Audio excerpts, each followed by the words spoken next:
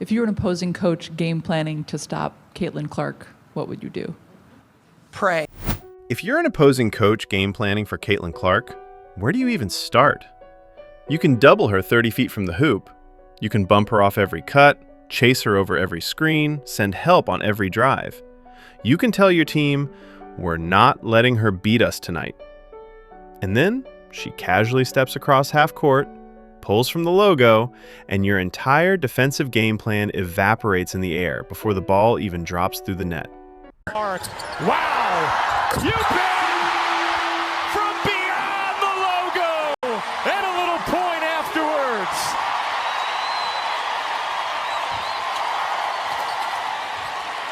She knows how to spark the crowd. Analysts call her Kobe Bryant with a ponytail. Others go with female Steph Curry or box office. In Iowa, she's more than a nickname. She's an economy. She's a Beatle-level tour. She's the reason road games sell out and ticket prices spike to NBA levels just for a chance to see what she's going to do next. But before the sold-out arenas, before Clarkonomics, before records that touch names like Steph Curry and Pistol Pete, there was just a little girl in Des Moines, Iowa, crying every time she lost, and refusing, absolutely refusing, to stay the same. You know, I grew up a super competitive kid. Like, I loved the moment. I love when the lights shine the brightest. You know, I always grew up watching the game. I had cousins that played. So, you know, just a super competitive family, and I loved being around sports. Caitlin Clark didn't discover competition. She was born into it. She grew up in a super competitive family. Older brothers, cousins who played, weekends built around sports. If there was a ball, there was a scoreboard. And if there was a scoreboard, Caitlin wanted to win. Her parents remember it clearly. Rec soccer, rec basketball, tiny uniforms and tiny hoops.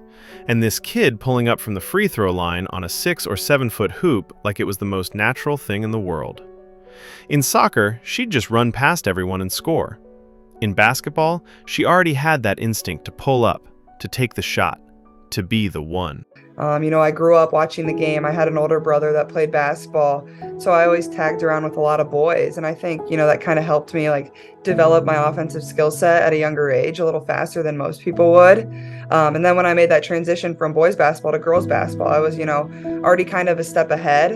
And, you know, I always had the will to want to be better, you know, and I played up usually throughout AAU.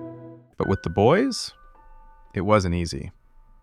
She played with her older brother and his friends for as long as they'd let her tag along, well into elementary school, then into middle school, much longer than most girls. They were bigger, stronger, faster, and they didn't give her anything for free. She lost. A lot. And every time she lost, she cried. Not because she was soft, because she couldn't understand not winning. Growing up playing with the boys, like I played with the boys, honestly, I think until about 6th grade, which is probably a lot longer than most girls. And my older brother was always just bigger, stronger, faster. So whenever I wanted to play with him and his friends, like I just got picked on or you know, I never won really anything. I really struggled with understanding losing. And my parents did not really appreciate that at all. Whenever I would lose, when I was in either softball, basketball, whatever it was, I would just cry. That was my immediate reaction because I couldn't comprehend why wasn't I winning. And my mom always said, like, if you want to play with them, you got to find a way to hold your own. Her mom's message was simple and brutal. If you want to play with them, you've got to find a way to hold your own. That's it. No special treatment, no excuses. That's where the edge was born. The competitive fire that later looked like logo threes and dagger stepbacks started as a 2nd grader who refused to be the weak link in the driveway. By 6th grade, the stakes got real. Caitlin entered the AAU circuit with All Iowa Attack, a program known for producing killers, including future NBA champion Harrison Barnes. Now it wasn't just Des Moines kids. It was the best of the best from across the country. College letters started coming in before she even hit 7th grade. Coaches were hearing the same things. She sees the floor differently. She's fearless. She always has the ball. She just controls the game. In high school, it became obvious this wasn't just another good player. But then I eventually went to like the AAU circuit around 6th grade, I want to say. And then probably by like 8th grade, I knew like, okay, like this can probably like be my future. Like I can go to college. Like I want to be a pro. At Dowling Catholic in Des Moines, Clark averaged over 27 points per game for her career, and over 33 a night as a senior. She turned gyms into stages. Teachers had to shut down games in class because she got too competitive. Opposing coaches showed up, watched a few possessions, and whispered to each other, "Who the hell is this?" Oh, that's the best player in the country. On top of the scoring, she made Team USA youth squads and stacked gold medals. But the ride wasn't perfect. One year, as a rising junior, she showed up to USA basketball tryouts and didn't make the final cut. She'd been on the team the year before. She had a gold medal. And now? Cut. She'll tell you it was one of the lowest points of her basketball life. But I remember when you were a rising junior, they didn't put you on the team. Yeah. And that seemed to fire you up, just like it did Jordan when he didn't make the varsity team. I went to try out the next year, and honestly, I hurt my pinky during training camp, but like I kept playing, like I was fine, but also I just played really bad. I didn't deserve to be on the team. So I think, honestly, like that's one of the lowest points of my basketball career is like, you're on the team the previous year, you win a gold medal, and then you go back to try out with all your teammates from the prior year. But I think it really allowed me to like find another fire, and I think it just pushed me to work even harder and get better and, want to prove people wrong. But instead of sulking, she treated it like gasoline. You can see the pattern already. Get knocked down, get angrier, get better. By the time college recruiting peaked, Caitlin Clark could have gone almost anywhere. Her top three: Iowa, Iowa State, and Notre Dame. National brands, big-time coaches, major platforms. But for all the hype, her reasoning stayed surprisingly simple. She wanted to be close to her family. She wanted people she trusted. And she wanted a coach who believed in her. Iowa had Lisa Bluder, the winningest coach in Big Ten history, and Jan Jensen, who flew halfway around the world to watch Caitlin with USA Basketball in person. That mattered. It showed commitment that went beyond a phone call and a brochure. It takes a lot of thought. Like it's a big decision. It's where you're going to spend the next 4 years of your life. So took quite a few visits, and eventually like my top three were Iowa, Iowa State, and Notre Dame. Mostly because I love the schools, but at the same time, like I knew I wanted to be close to my family. But obviously, Coach Bluder, she's one of the best coaches of all time, the winningest coach in Big Ten history. On my visits here, I always love the girls, I love the town, I love the coaches. So it kind of just seemed like everything kind of fell into place, and like this is where I should be. And now that I'm here, I know I definitely made the right decision, and I've loved every second. It wasn't some Hollywood signing day shocker. It just felt right. So the most hyped recruit in the country chose to stay home. And from day one in Iowa City, there was no easing in, no freshman learning year. She stepped on campus, and the ball was hers. Starting point guard, franchised from day one. I think my goal is always to win a national championship. That was my goal no matter where I went. So I think that and just taking a program to where they've never been before would be really cool and awesome, especially doing it in your home state. The clash was inevitable. On one side, you have Lisa Bluder, who's built a winner on structure, discipline, and a clear system. On the other, Caitlin Clark, a controlled chaos machine whose best basketball sometimes shows up 28 feet from the basket with two defenders in her face. People around the program will tell you, freshman year had its battles. Not toxic, just competitive friction. A legendary coach trying to shape a generational guard, and a generational guard who could only be herself. But when the ball went up, you couldn't hold that horse back. As a freshman, Caitlin didn't just put up good numbers. She took the Big Ten by storm. She led the nation in scoring, won Big Ten Freshman of the Year, and became the first freshman ever to win the Dawn Staley Award, given to the best guard in the country. First year, best guard in America. The game looked fast for everyone else. For her, it looked slow. Clark from the logo! She gets it out of that left hand, and it's money. T1. You bet! He's trying to redirect a pass. Clark. Oh my! Clark, can she answer? Of course. You better be careful. There might be another one coming right here. Ducharme has good size. Clark steps into a deep three. A long three by Clark. Her sophomore year was supposed to be the next step. Fans were back in arenas after the COVID seasons. People across the country were tuning in just to see her. Iowa games turned into events. She kept stacking numbers, deep threes, crazy dimes, stat lines that looked like video game sliders. She added more hardware. Dawn Staley again, Big Ten Player of the Year. But March is cruel. In 2022, Iowa was stunned at home by 10-seed Creighton in the second round. Sold-out Carver Hawkeye, dreams of a deep run, gone in 40 minutes. For most players, that's just heartbreak. For Caitlin Clark, it was fuel. So heading into her junior year, the entire program was on a mission. We want to reach the Final Four. That's the goal, she said. We know it takes some luck, a good draw, a lot of hard work, but we're going to do everything we can to get there. And then, she did more than that. Night after night, the game slowed down even more for her. No panic, no rush. Need a bucket? She'll find one. Need a momentum pass? She'll see it a beat before the defense does. Iowa sold out every home game. Road arenas filled up just to catch a glimpse. She became what one writer called box office. You don't go to see the Hawkeyes, you go to see her. Then March Madness arrived, and she turned the tournament into her own streaming series. Here comes Clark. How will she go for history? There it is! The all-time leading scorer in women's college basketball. Glue of the team, the mother hen as they've called her. Caitlin Clark hits the three-pointer, and Clark makes history once again. No one in the history of the sport has hit more threes in a season than Clark has this year.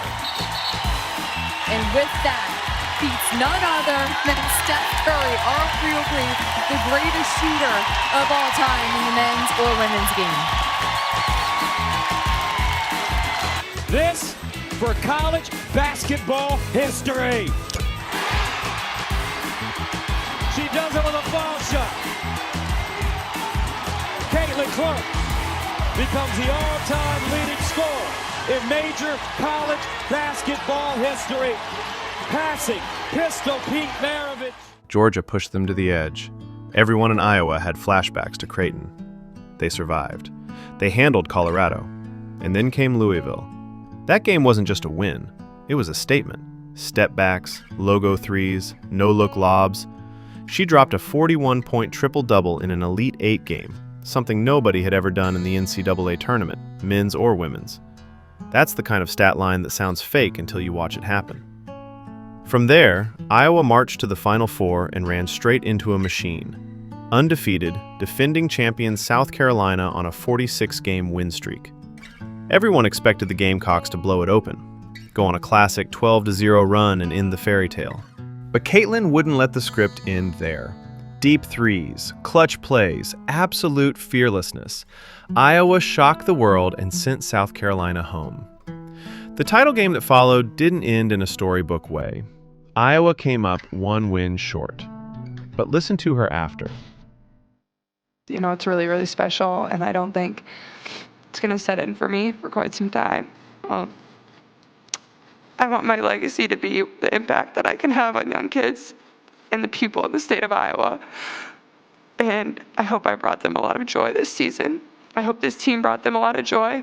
I understand we came up one win short, but I think we have a lot to be proud of and a lot to celebrate. And I was just that young girl, so all you have to do is dream, and you can be in moments like this. That's not just a scorer talking. That's someone who understands what she's carrying. By now, Caitlin Clark wasn't just a star. She was a market.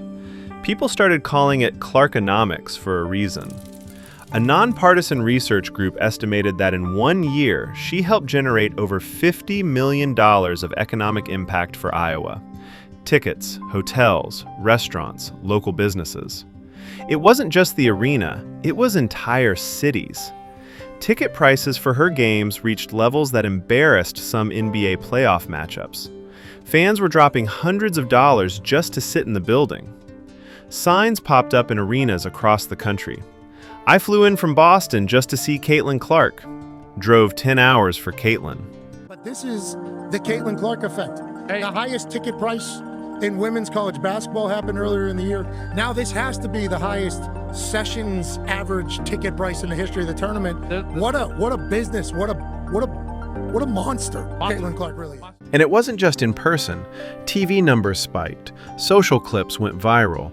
People who didn't know the difference between a 2-3 zone and a zipper cut suddenly knew one thing. That Iowa guard who pulls from the logo, she's must-see TV. She shattered records in bulk. All-time women's NCAA scoring record. Single-season three-point record, passing even Steph Curry's college mark. Major college scoring record, passing Pistol Pete. And I think that at times can make us a lot harder to guard. I think get just as much joy throwing a really good pass to my teammates as I do making a logo 3 hard, and even myself harder to guard because sure, you can take away my shots and stuff, but I'm going to find a way to get my teammates open, and I take a lot of pride in that. Every time she broke another record, another conversation started. Is she the greatest we've ever seen? That's what happens when your routine looks like other people's once in a career. Is Caitlin Clark the best player ever? What is the answer? I will say respectfully, no. Caitlin Clark is not the greatest player of all time. The marketplace decides that. The people have chosen Caitlin Clark.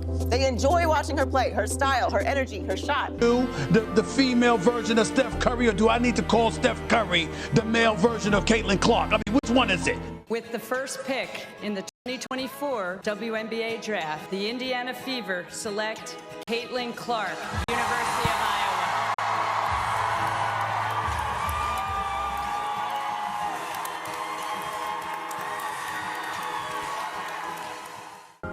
It was the least surprising, most consequential pick in years. Overnight, a struggling franchise became the center of the basketball universe. Expectations weren't fair, but they were real. People wanted miracles instantly.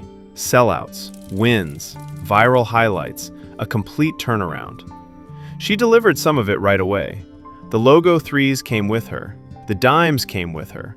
So did the cameras, the ticket demand, the broadcast numbers. But the WNBA wasn't going to hand her anything. Carter and Clark. I mean, that's clearly a foul, which was called. The question is, will they call it unnecessary?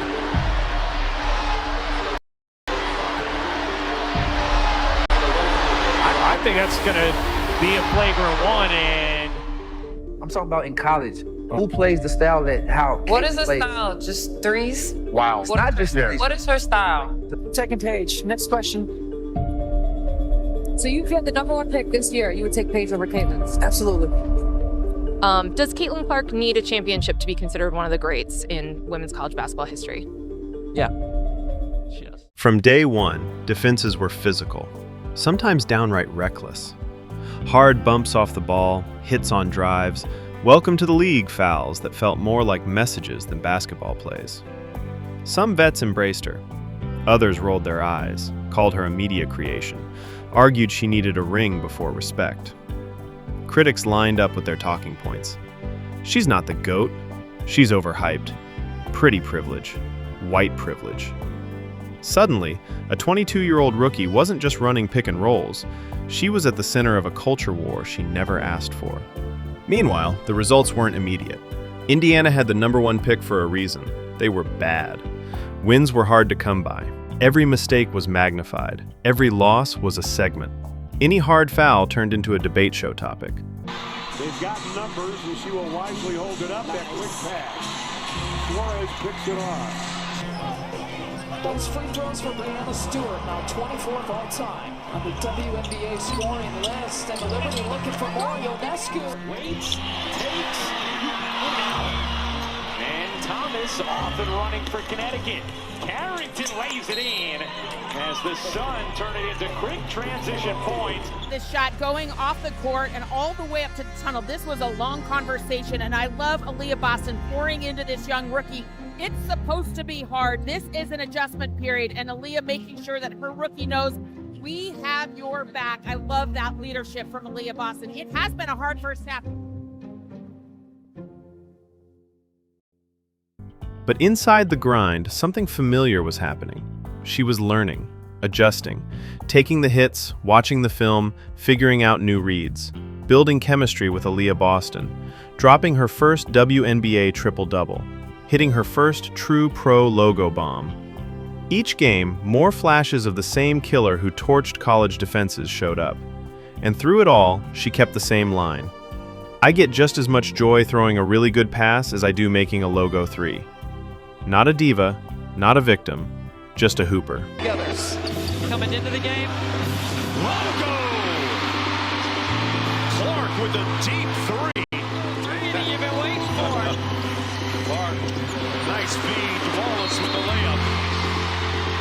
And Caitlin Clark catalyzing a comeback here. Bonner gets denied by Boston. Wheeler finds Clark from the logo.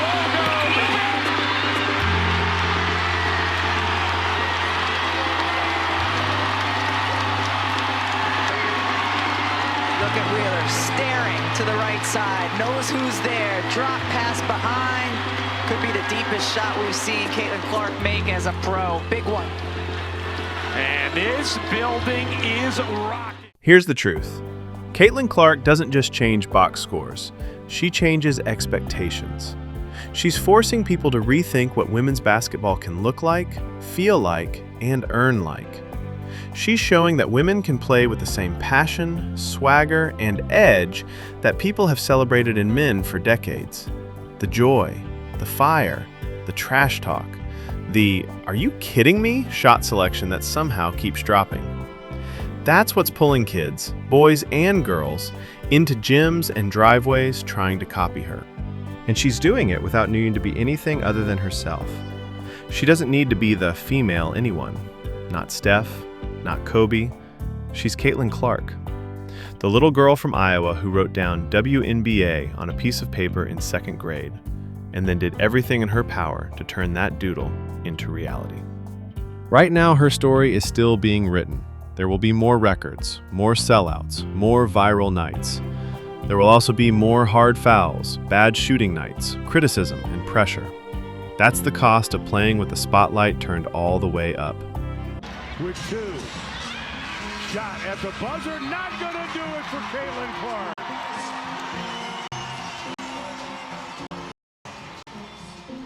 But if there's one pattern from her life, it's this. She gets knocked down. She gets better. She comes back with something new.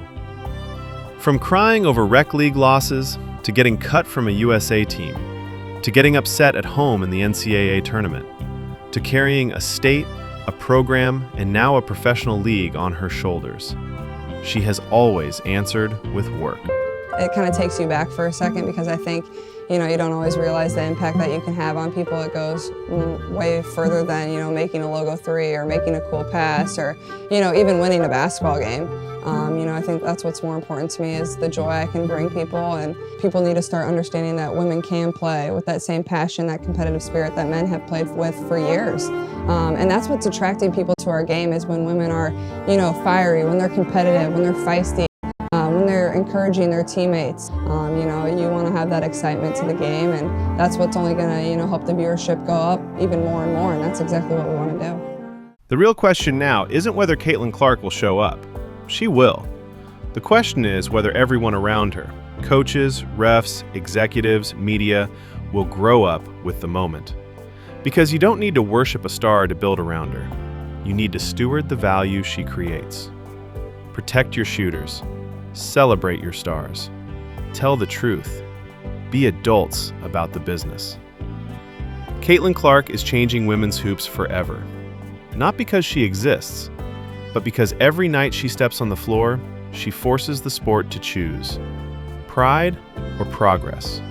Clubhouse or business. Don't get it twisted. Caitlin Clark is the reason why a lot of great things is going to happen for the WNBA. She is a shining star. I mean, and the thing I like about her, man, she doesn't say a word. Right. I mean, yeah, she's never said a word about anybody. She just shows up and does her job. Fear of change. or the courage to let a girl from Iowa drag the game into a bigger future. And if you don't believe it yet, just wait for the next Logo 3.